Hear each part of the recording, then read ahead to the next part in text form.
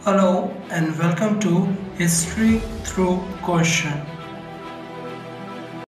Today's topic is history, current affairs और today we're going to discuss Tipu Sultan और उनसे related जो कंट्रोवर्सीज है। एक बार फिर से वो सेंटर ऑफ कंट्रोवर्सी में आ गए हैं इन मुंबई में बिकॉज वहाँ पे जो बीजेपी है वो ये क्लेम कर रही है कि जो कांग्रेस लीडर है वो प्लान कर रहे हैं रीनेम करने का एक प्लेग्राउंड जो कि मुस्लिम डोमिनेटेड लोकेलिटी में है after the Mysore king. Tipu Sultan वैसे तो एक रिनोल्ड और फेमस पर्सनालिटी है, उनके बारे में आप लोगों ने सब पढ़ा होगा, फिर भी एक क्विकली रिकॉल देख लेते हैं। तो वो किंगडम ऑफ मैसूर के रूलर थे, साथ ही साथ वो एल्डेस्ट सन थे सुल्तान हैदर अली ऑफ मैसूर के। अब इनको एक वाइडर पर्सपेक्टिव पे अगर हम देखें तो इनको एक कहा जाता है man of imagination and courage, because इन्होंने एक कंपनी के अगेंस्ट में 4 वॉर करी थी और 4 टाइम्स फॉट किया था, साथ ही साथ मैसूर और जो लोकल प्रिंसिपैलिटीज थी। ये एक ब्रिलियंट मिलिट्री स्ट्रेटजिस्ट थे जिन्होंने अपनी आर्मी को यूरोपनाइजेशन और सिंपली यहाँ पे यूरोपियन लाइंस पे कन्वर्ट करने की और न्यू टेक्नोलॉजीज को अडॉप्ट करने की कोशिश की थी ताकि वो इक्विप कर पाए लेटेस्ट टेक्नोलॉजी के साथ और फॉट कर पाए इफिशिएंसी और इफेक्टिवनेस के साथ। साथ ही साथ इनकी जो रेन है शॉर्ट रेन है 17 ईयर्स की, जहाँ पे इन्होंने काफ़ी सीरियस चैलेंज दिया था कंपनी को और एक टाइम पे लग रहा था कि अपना ये इंडिपेंडेंट जो स्टेट है वो बना पाएंगे। कॉन्ट्रीब्यूशन ऑफ टीपू सुल्तान की बात करें तो first Anglo Mysore war for the first Anglo Mysore war from 1767 to 69 और उस टाइम पे 17 ईयर्स के थे। सब्सिक्वेंटली अगेंस्ट द मराठास को भी ये फॉट करते हैं। सेकेंड एंग्लो मैसूर वॉर जिसमें हैदर अली की डेथ हो जाती है, उसके बाद ये टेक ओवर करते हैं कंट्रोल। साथ ही साथ यहाँ पे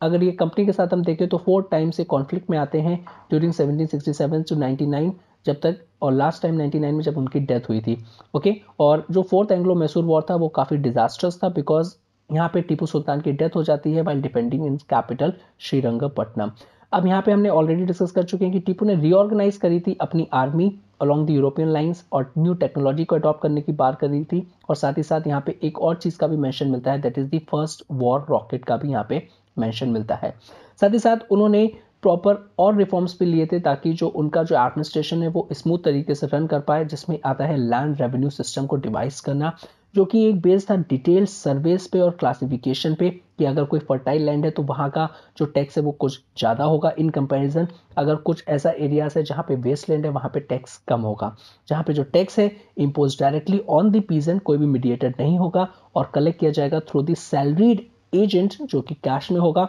तो इस तरीके से स्टेट के पास काफ़ी रिसोर्स आ जाएगा ताकि वो अपनी आर्मी को मॉडर्न अलोंग्स पे बिल्ड कर सकते हैं।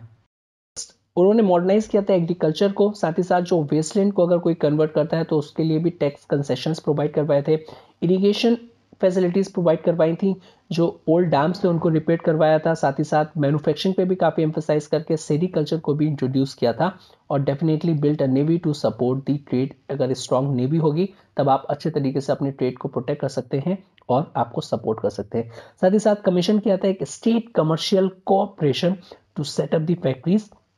ताकि इकोनॉमी को बूस्ट अप करने का। अब क्वेश्चन आता है कि व्हाई सो मेनी कंट्रोवर्सीज जो थी बेसिकली उनके अराउंड होती है। तो सबसे पहले अगर हम बात करें जो हैदर अली और जो टीपू अली थे, उनके स्ट्रॉन्ग टेरिटोरियल एम्बिशंस थे। अब जब टेरिटोरियल एम्बिशंस थे तो आप क्या करोगे, इन्वेट करोगे और एनेक्स करोगे टेरिटरीज जो कि आउटसाइड मैसूर में ज़्यादा से ज़्यादा अपने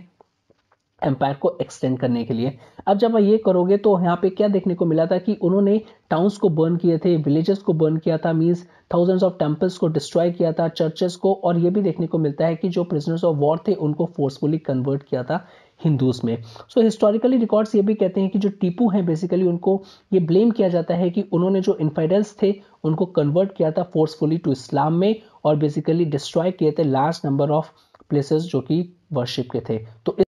जी, ये सारी चीज़ें एक डिसएग्रीमेंट भी देखने को मिलता है कि उन पीपल्स में जो सपोर्ट करते हैं टीपू सुल्तान को और उन पीपल्स जो क्रिटिसाइज करते हैं, बिकॉज जो सपोर्ट करते हैं उनको ये कंसिडर करते हैं टीपू सुल्तान को कि वो टाइगर ऑफ मैसूर थे और उन्होंने जो कॉलोनाइजेशन के जो कंपनी के अगेंस्ट में 4 टाइम्स फॉट किया था, तो ये बुलवॉर है अगेंस्ट द कॉलोनिज्म और greatest son of the Karnataka. दूसरे जो उनको क्रिटिसाइज करते हैं वो इस बेसिस पे क्रिटिसाइज करते हैं कि जब उन्होंने एक्सपेंशन पॉलिसी को फॉलो किया तो डिस्ट्रक्ट किया नंबर ऑफ टेम्पल्स और साथ ही साथ फोर्स कन्वर्जन किया हिंदूज एंड क्रिश्चियंस का, और इस तरीके से वो उनको एक्यूज करते हैं कि वो एक टायरेनिक रूलर थे और साथ ही साथ फेनेटिज्म, तो दैट टाइप ऑफ थिंग्स जो कि कंट्रोवर्सीज सराउंडेड रहती हैं टीपू सुल्तान के। इंपॉर्टेंट नोट है यहाँ पे कि जो अर्लीस्ट मेंशन है मैसूर का और महिसूर, हिस्टोरिकली उस टाइम पे मिलता है जब किंग अशोका 245 BC में हमको वहां पे मेंशन मिलता है। तो again a very important factual information, please do remember the same. So